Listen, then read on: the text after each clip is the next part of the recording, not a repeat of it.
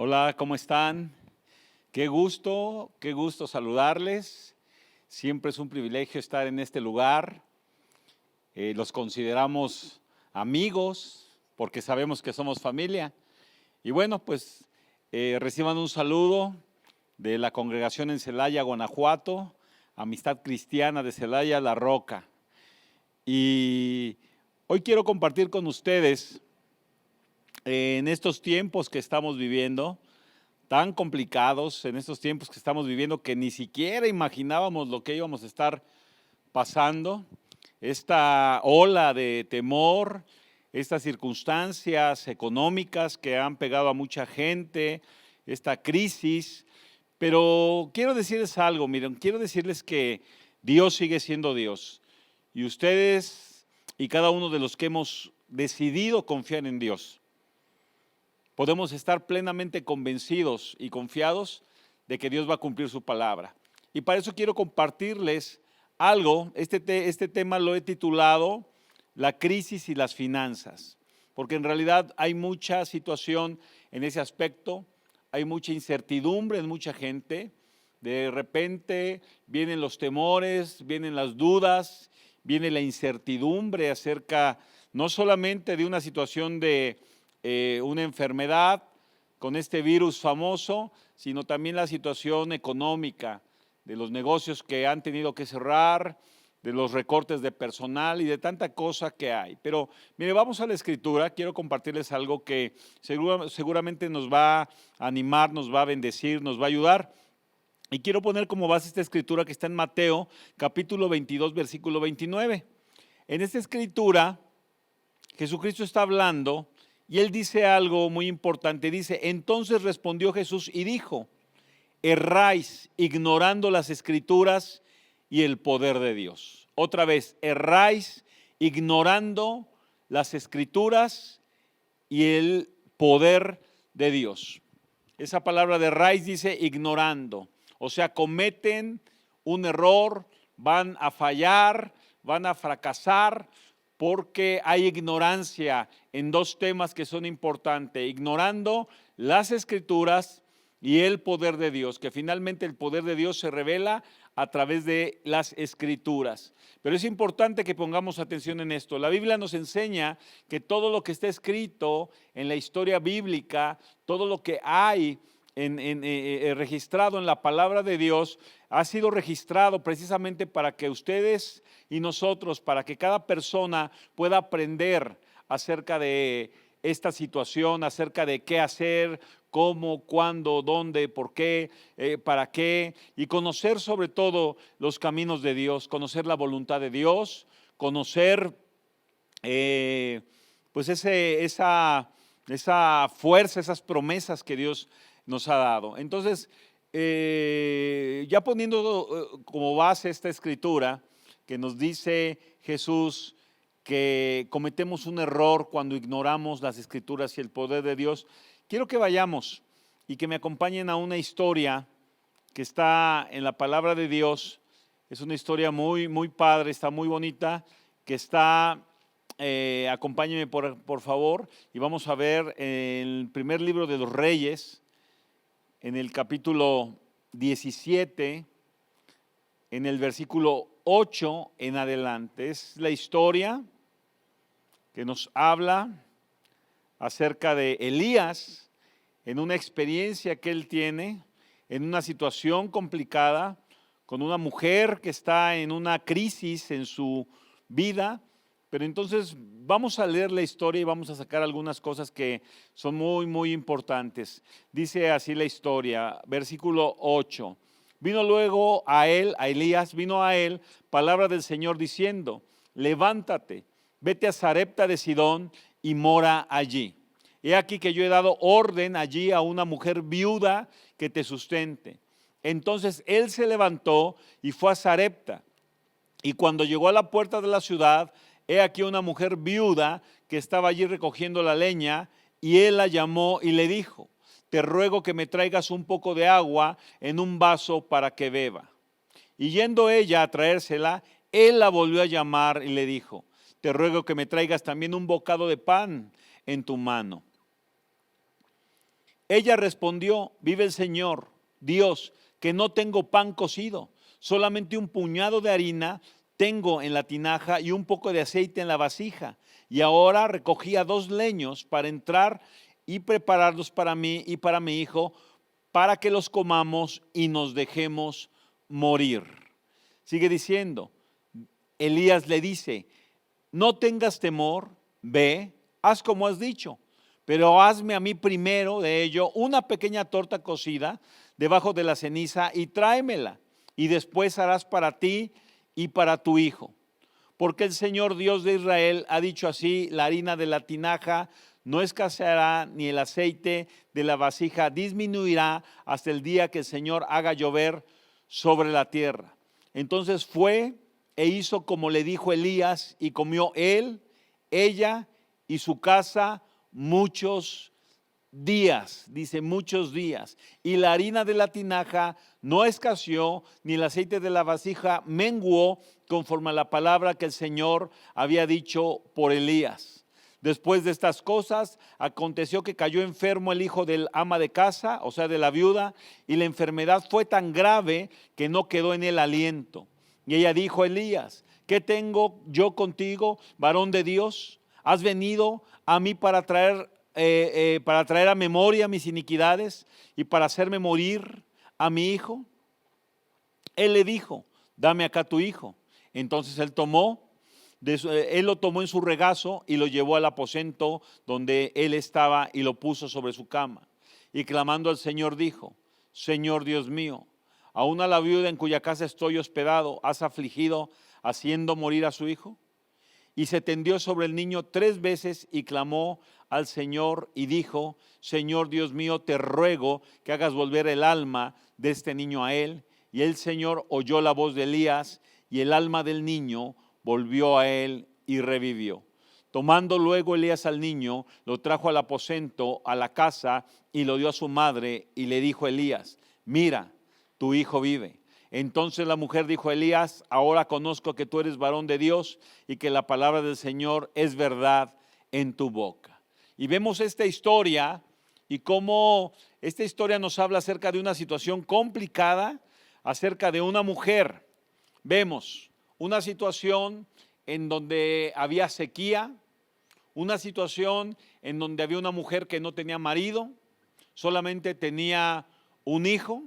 Vemos una mujer en una total crisis, en una situación muy difícil para ella, una situación muy problemática, al grado que ella ya no tenía una esperanza de vivir, al grado que ella ya no sabía qué era lo que tenía que hacer y simplemente lo poco que ella tenía lo iba a usar, y dice después que ella se iba a dejar morir. Y entonces vemos cómo Dios le habla a Elías y le dice que vaya, y voy a leerlo. Me voy a regresar al versículo 8 porque quiero empezar a darles algunos principios, que veamos algunas cosas importantes, interesantes en esta narración. Dice versículo 8: vino luego palabra del Señor diciendo: levántate y vete a Sarepta de Sidón y mora allí. He aquí yo he dado orden a una viuda que te sustente. Entonces vemos cómo dice que viene palabra de Dios. O sea, no fue una ocurrencia de Elías, era la palabra de Dios que vino a la vida de Elías, dándole una orden que él se levantara y fuera a esta ciudad llamada Sarepta y que buscara una viuda, que dice que Dios le había dado orden a la viuda para que lo sustentara. Sin embargo, al escuchar eso podemos pensar que esa viuda era una mujer pudiente, ¿no? Era una mujer adinerada, era una mujer que tenía la capacidad de poder sustentar a Elías. Pero cuando leemos la historia nos damos cuenta que la mujer ni siquiera imaginaba que Elías le fuera a pedir lo único que ella tenía, porque es lo que vemos en la historia que sucede. Miren, vamos a seguir leyendo. Versículo 10. Entonces él se levantó y fue a Sarepta, y cuando llegó a la puerta de la ciudad, he aquí una mujer viuda que estaba allí recogiendo leña, y él la llamó y le dijo: te ruego que me traigas un poco de agua en un vaso para que beba. Entonces vemos aquí, por ejemplo, que la primera cosa que Elías hace es pedirle agua a esta viuda. Pedirle agua a esta viuda. Dice versículo 11: y yendo ella para traérsela, él la volvió a llamar y le dijo, te ruego que me traigas también un bocado de pan en tu mano. Entonces, dice aquí que él le pide agua a la viuda y bueno, finalmente un vaso de agua, pues dicen por ahí que no se le niega a nadie. Y ella pues aceptó y ella se dio la vuelta y cuando iba camino para traerle el agua a Elías, Elías la llama, ¿verdad? Hey, ven, regresa también. Y entonces ella regresa con él y él le dice, bueno, pues también tráeme una torta, ¿no? Porque la verdad es que ya tengo mucha hambre y pues que yo quisiera comer algo. Entonces ahí dice en el siguiente versículo, en el 12 dice, y ella respondió, vive el Señor que no tengo pan cocido, solamente un puñado de harina tengo en la tinaja y un poco de aceite en la vasija. Y ahora recogía 2 leños para entrar a prepararlos para mí, para mi hijo, dice, para que comamos y nos dejemos morir. La circunstancia era tan complicada, era tan difícil. Entonces, quiero hacer aquí un par de observaciones. La primera es que cuando Elías le pide agua, ella no se la niega. ¿Por qué? Porque el agua representa algo que es muy fácil, algo que es muy sencillo de darle al hombre de Dios o de poder proveer al hombre de Dios, pues un vaso de agua. Finalmente pues el agua es algo que abunda, es algo que podemos encontrar de una manera muy sencilla y que como dicen por ahí, ¿verdad? Y lo acabo de mencionar, pues un vaso de agua no se le niega a nadie. Entonces ella acepta darle ese vaso de agua, porque el agua representa una acción muy sencilla que esta mujer podía hacer hacia el hombre de Dios. Ahora, pero cuando él le llama y le pide entonces que le dé la torta, que le haga una torta, que le cosa una torta, o sea, que le cosa un pan, pues, para que él pueda comer porque tiene hambre, entonces la torta representa, para ella, representa lo único o lo poco con que ella contaba. Lo único o lo poco con que ella contaba. Ahora, vamos a ver el cuadro. ¿Sí? Estamos hablando de una crisis económica, estamos hablando de una situación complicada de una mujer que no tenía un marido quien la pudiera sustentar o apoyar. Estamos hablando que además ella, de ser viuda, tenía un hijo que tenía que mantener, un hijo que tenía que sacar adelante y una situación en la que no podía en ninguna manera salir adelante en su vida. Y entonces ella decía, pues sabes qué, ya no sé qué hacer, ya no entiendo qué hacer, ya todas las situaciones son muy complicadas, son muy difíciles y solamente lo poco que tengo lo voy a usar para comernos nuestro último pan, para comernos nuestra última torta y entonces ya dejarnos morir. Entonces, cuando él le dice que le prepare la torta, ella le responde esa situación, pero vamos a algo que es importante. Miren, el cuadro que nosotros vemos es un cuadro que humanamente hablando, o el razonamiento humano nos podría traer muchas reacciones, o podría traer esa historia, esa narración, en una realidad podría traer muchas reacciones en el pensamiento del ser humano, de las personas.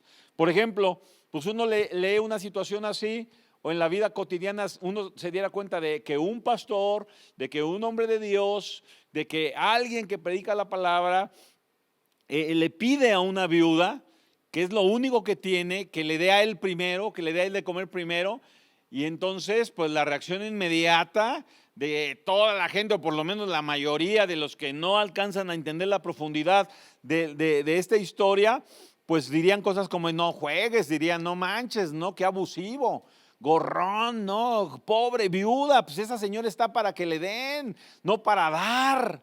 O razonamientos como, por ejemplo, un hombre, ¿verdad? Ve nomás este lucrando con la necesidad de la gente, lucrando con la fe de las personas, porque estas son las reacciones que la gente tiene.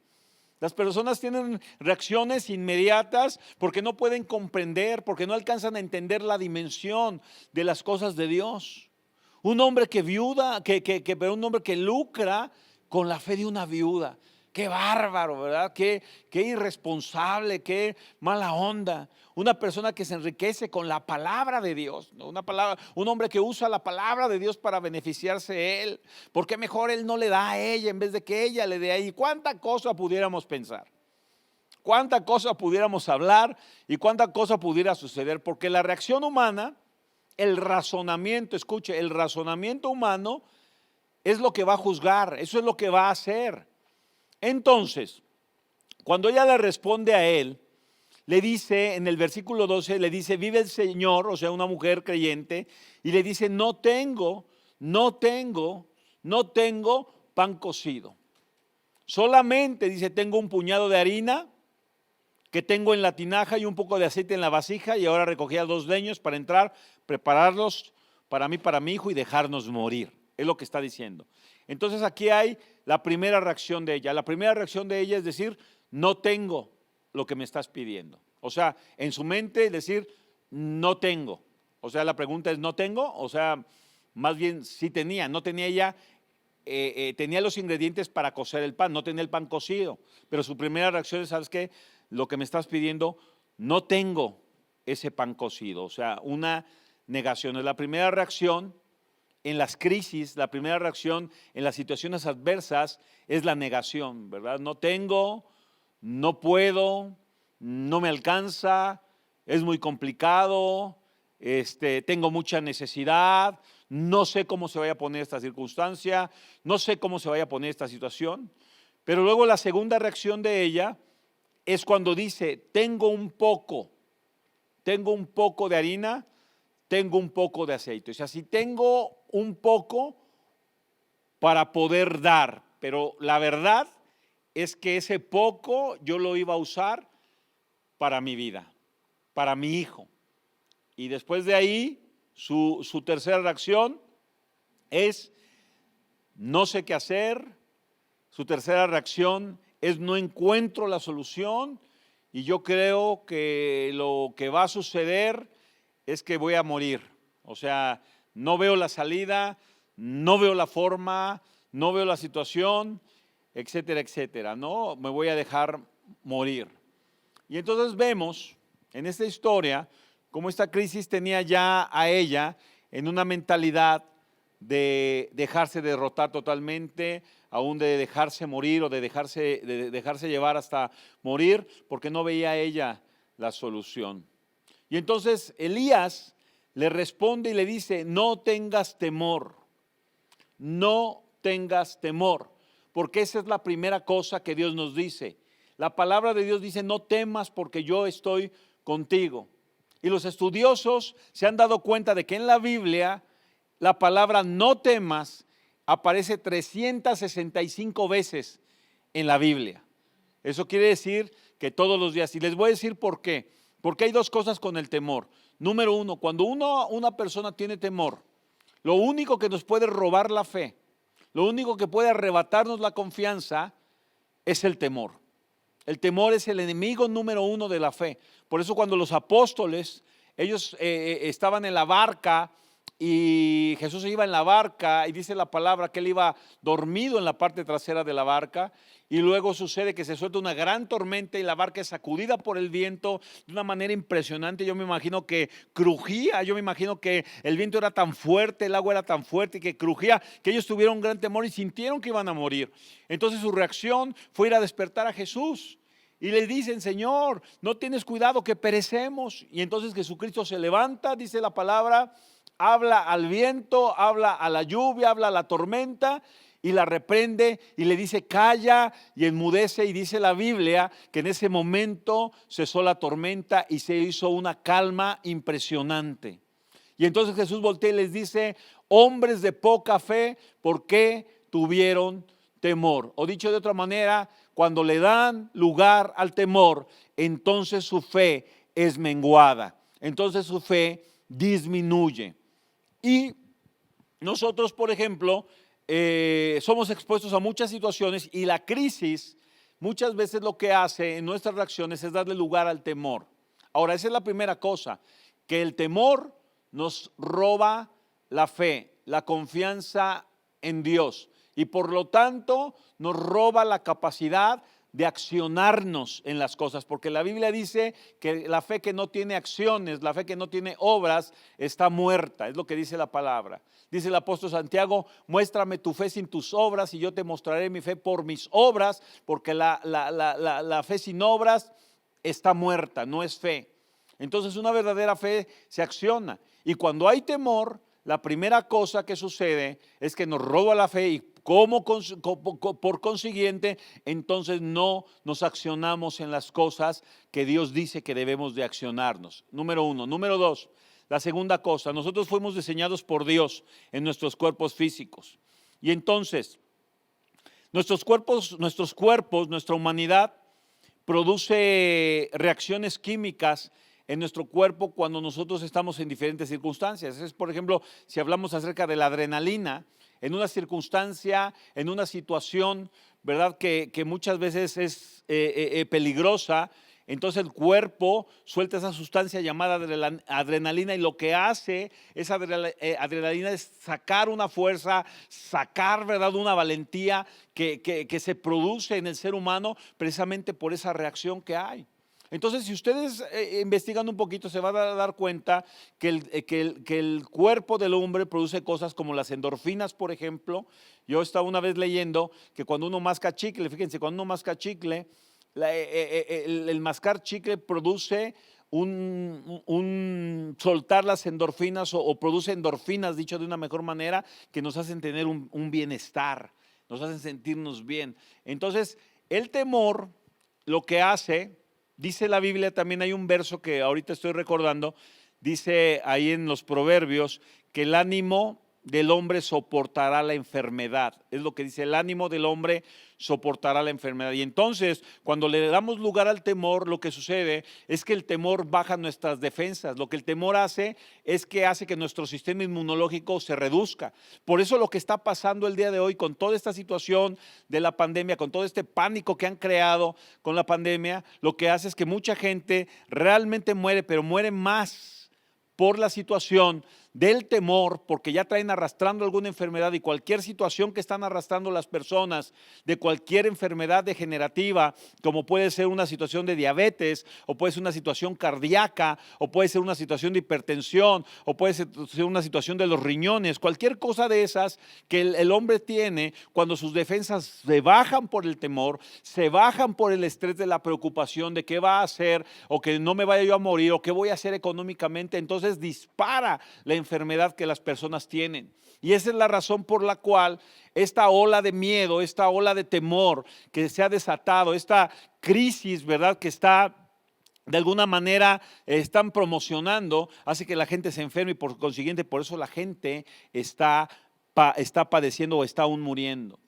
Entonces, amados, yo quiero que me comprendan que la primera cosa que le dice Elías de parte de Dios a la mujer es, dice, no tengas temor, no tengas temor, porque el tener temor es una decisión, como el no tenerlo.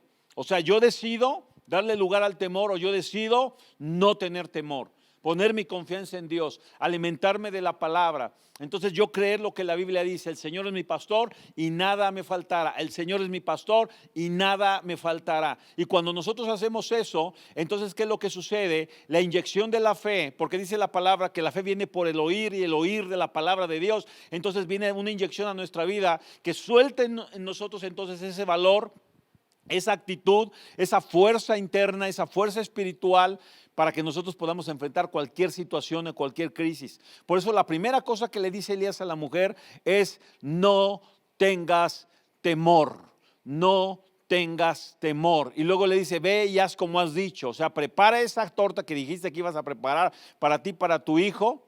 Dice, pero hazme a mí primero. Segunda cosa, la primera cosa que le dice es que no tenga temor y la segunda cosa que le dice es que lo ponga él por delante antes que ella.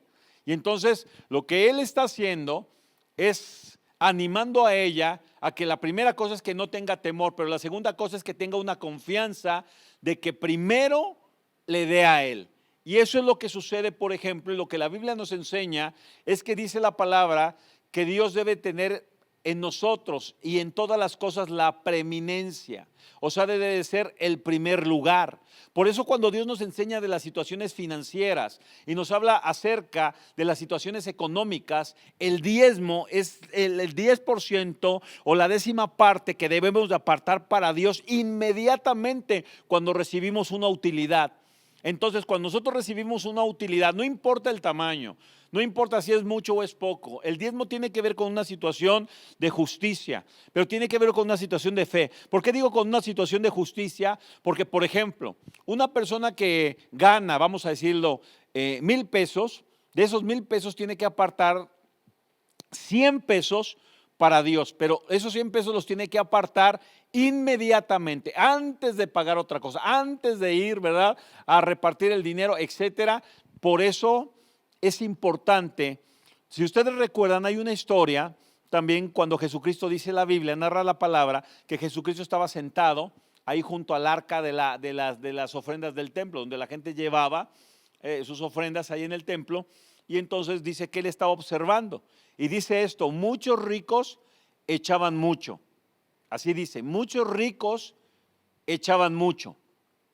Pero vino una viuda que en su pobreza dio 2 blancas, que era todo lo que tenía, 2 pequeñas monedas de la más baja denominación. Y entonces, ¿qué sucede cuando esa viuda da todo lo que tiene? Le causa a Jesús tal admiración que llama a los discípulos y les dijo: ¿vieron lo que hizo la viuda? Ella dio más que todos los demás, porque los demás echaron de lo que les sobra, mas ella, de todo su sustento, echó todo lo que poseía. Y entonces, ¿qué sucede? Esa acción de fe trajo una reacción a Jesucristo, trajo una reacción, o trae una reacción a Dios, vamos a decirlo de esa manera. Y entonces, por eso las situaciones del diezmo, cuando usted recibe una utilidad, y entonces usted empieza a pagar primero la luz y luego la renta y luego el teléfono y luego sus compromisos, y hasta el final usted por ahí se acuerda de Dios y le da lo que se le ocurre dar, ¿verdad? O sea, no somos muchas veces para apartar primeramente el diezmo, sino ya le damos a Dios lo que nos sobra. Entonces le llevamos a Dios las sobras. Y mire, le voy a decir una cosa, en esta parte en donde la gran mayoría de la gente falla. Es aquí donde está el error de las personas.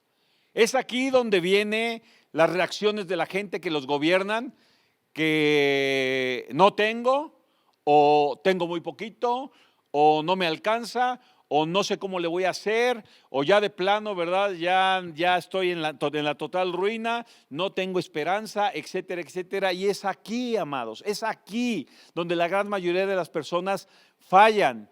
¿Por qué? Porque la primera cosa es: no tengas temor. Número 1, la demostración de no tener temor, o de decidir no tener temor y tener confianza en Dios, es poner a Dios como prioridad por delante en cuanto a nuestras situaciones financieras, hablando de la crisis económica. Ahora, si ustedes leen ahí en Malaquías, en el capítulo 3, en el versículo 10 en adelante, la palabra de Dios habla y dice, desde el 9, dice la escritura: malditos son con maldición, porque toda la nación me ha robado.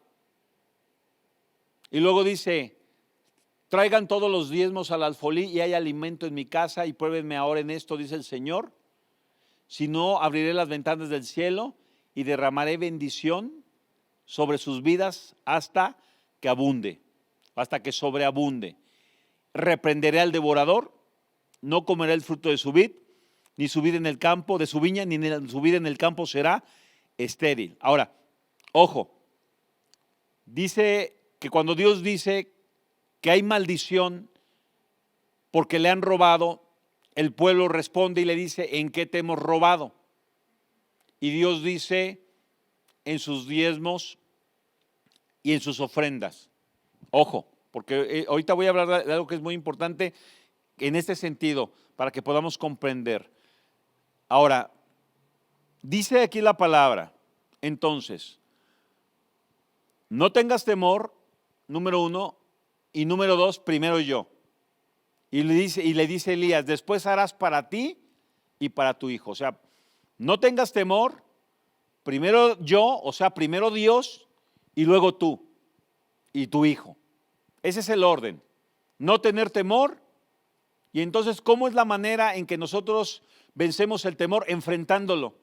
¿Cómo lo vamos a enfrentar? Accionándonos. ¿Cómo nos vamos a accionar? Obedeciendo lo que nos está diciendo Dios en su palabra. Porque acuérdense que desde el principio dice, vino palabra de Dios a Elías. Entonces no era una situación personal de Elías, era una situación de Dios a través de la vida de Elías para ayudar a esta viuda. Ahora, ojo, vamos adelante. Yo les digo, esta es la parte donde la gente, la gran mayoría de la gente creyente, cristianos, fallan a Dios. Y ahorita hay una situación en donde pareciera que viene una crisis, donde pareciera que todo se va a complicar, pero si nosotros entendemos, o lo que leí primero, erramos ignorando las Escrituras y el poder de Dios. Ignoramos lo que Dios dice en su palabra y lo que Él puede hacer o es capaz de hacer. Es lo que está diciendo Jesús en el versículo que acabamos de leer. Versículo 14 dice así. Sigue diciendo Elías y dice, porque el Señor Dios de Israel ha dicho así, la harina de la tinaja no escaseará, ni el aceite de la vasija disminuirá hasta el día que el Señor haga llover sobre la faz de la tierra. O sea, la sequía se va a acabar, porque era un tiempo de sequía. Y entonces dice que la harina no va a menguar, no va a escasear, ni el aceite tampoco va a disminuir. Y está diciendo él porque así ha dicho Dios. Entonces Dios en su palabra, amados, tiene promesas. Dios en su palabra tiene principios que ha establecido. Dicho de otra forma, no es a mi manera, no es a tu manera, no es a la manera de nadie, es a la manera de Dios.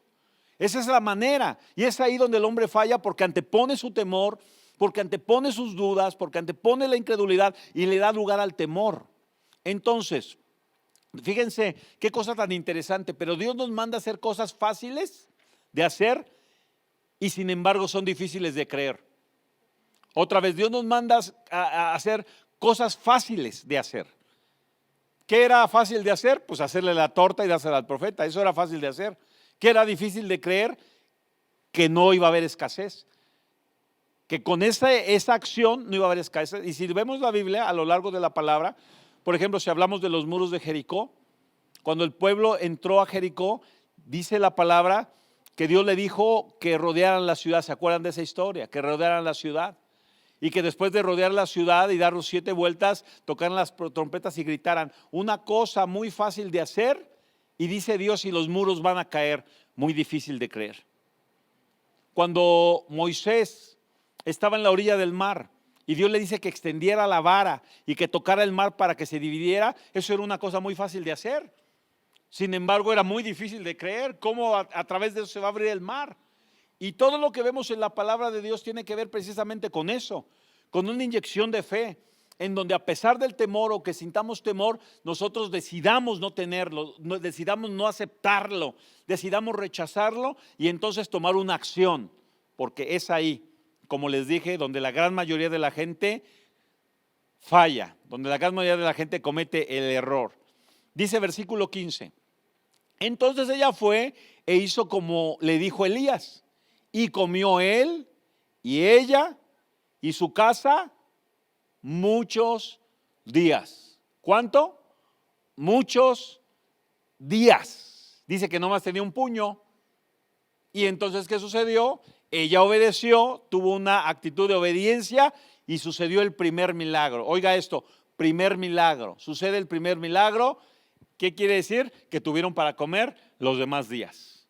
Es impresionante. Ahora, vamos a seguir caminando. El versículo 17. Después de estas cosas aconteció que cayó enfermo el hijo del ama de casa, o sea, el hijo de la viuda se enfermó.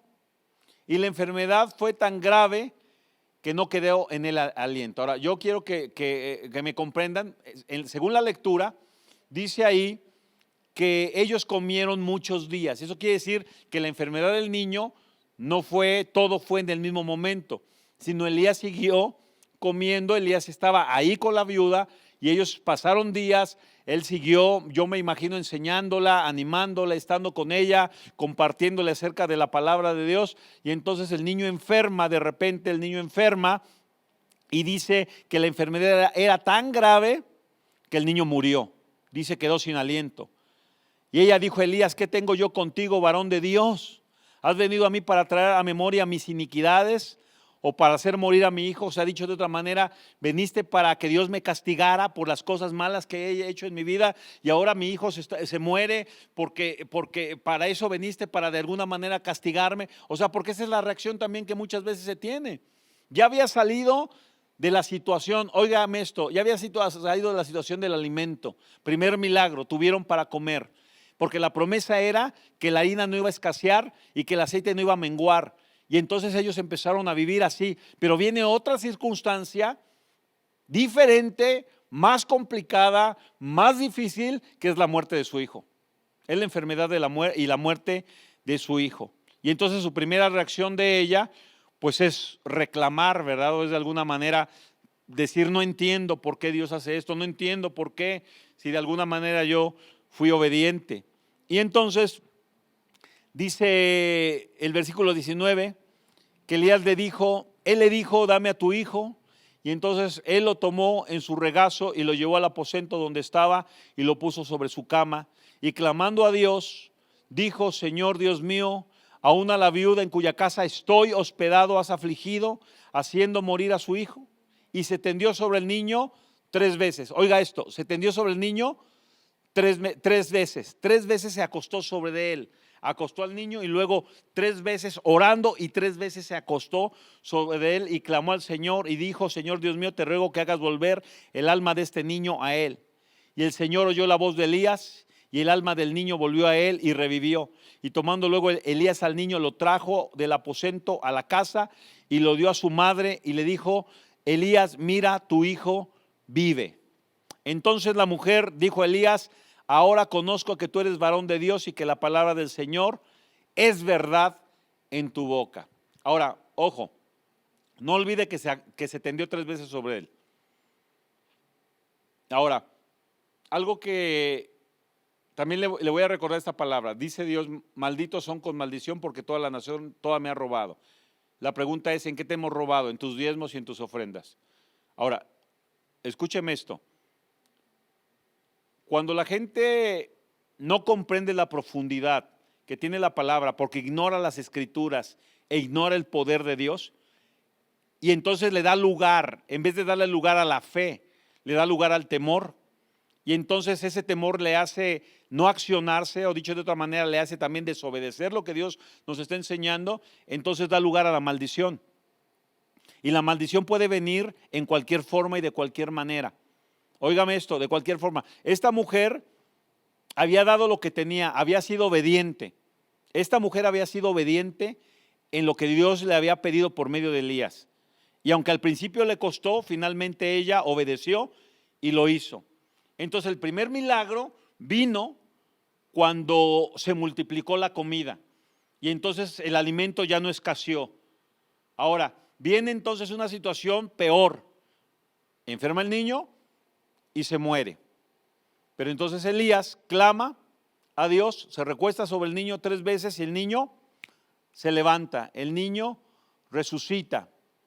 Ahora, el dinero o las situaciones financieras, porque el tema es la crisis y las finanzas, tiene tanta profundidad que por eso necesitamos no ignorar las escrituras, ni tampoco ignorar el poder de Dios. El dinero representa muchas cosas en la Biblia, pero le voy a mencionar, si me acompañan a Filipenses, capítulo 4, versículo 14, está Pablo hablando a los filipenses y les está hablando acerca del dar, les está hablando acerca de las ofrendas, del dar. Y dice así, escuche esto, dice así, sin embargo, bien hicieron en participar conmigo en mi tribulación. ¿Saben también ustedes, oh filipenses, que al principio de la predicación del evangelio, cuando partí de Macedonia, ninguna iglesia participó conmigo en razón de dar y recibir, sino solamente ustedes? Pues aún a Tesalónica me enviaron una y otra vez para mis necesidades. Escuche esto, dice, no es que busque dádivas, sino que busco fruto. Número 1, el dinero representa delante de Dios fruto. Eso es lo que representa el dinero delante de Dios. Ahora, sigue escuchando. Que abunde en su cuenta, que abunde en su cuenta. Y luego dice, pero todo lo he recibido y lo tengo y tengo abundancia. Estoy lleno, habiendo recibido de Epafrodito lo que enviaron, olor fragante. Número 2, el dinero representa delante de Dios un aroma, un olor fragante. Ahora, cuando usted huele algo rico, ¿cuál es su reacción?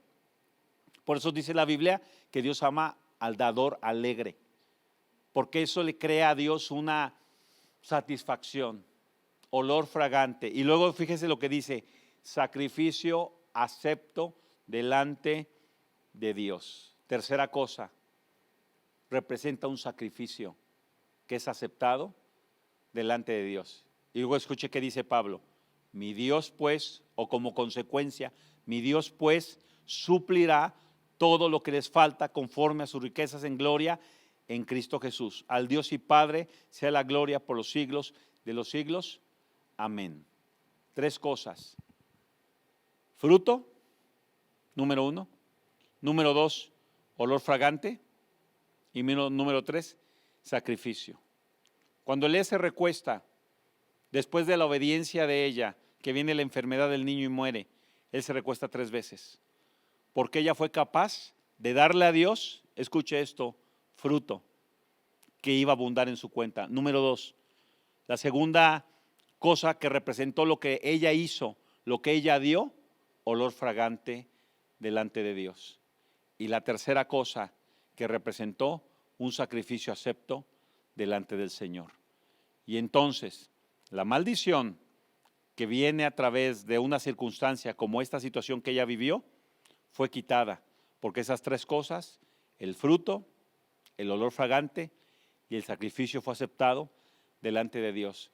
Y entonces la maldición de la muerte fue quitada sobre el niño y el niño volvió a vivir. Ahora, voy a terminar con esto. ¿Qué sucedería después de que Elías se fue?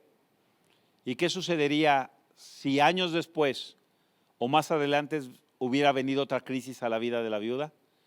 ¿Qué creen que ella hubiera hecho? ¿Cómo ella hubiera reaccionado? Pues es obviamente que la experiencia que vivió la llevó a otro nivel. Escuche esto, la experiencia que la viuda vivió la llevó a otro nivel, a comprobar que la voluntad de Dios es buena, es agradable y es perfecta. Ella hizo una expresión y dijo, ahora conozco que tú eres varón de Dios. Y eso me suena, y voy a terminar con esto, eso me suena a lo que dijo un día Job, cuando dijo, de oídas te había oído, pero ahora mis ojos te ven. Porque muchos creyentes creen en Dios, aman al Señor, pero están en un nivel en donde muchas veces el temor es más fuerte que el valor que debemos de tener, que la fe que debemos de tener. Y esta historia nos enseña que no importa la crisis, no importa la circunstancia, ni siquiera importa la maldición que pueda venir a nuestras vidas, Dios ha dado promesas preciosas y grandísimas promesas que se van a cumplir cuando tú y yo tomamos la decisión de confiar en Él. Entonces, aprendamos, amados, a confiar en Dios. Aprendamos que tú y yo tenemos la capacidad que Dios nos ha dado en su palabra para poder levantarnos. No importa la crisis, puede haber las que quieran, puede haber los virus que quieran, puede haber las circunstancias que quieran, pero a nosotros Dios nos va a sustentar. Que Dios los bendiga. Ha sido un gusto el poder estar aquí con ustedes y espero que esta enseñanza les haya sido de mucha bendición, ¿sí?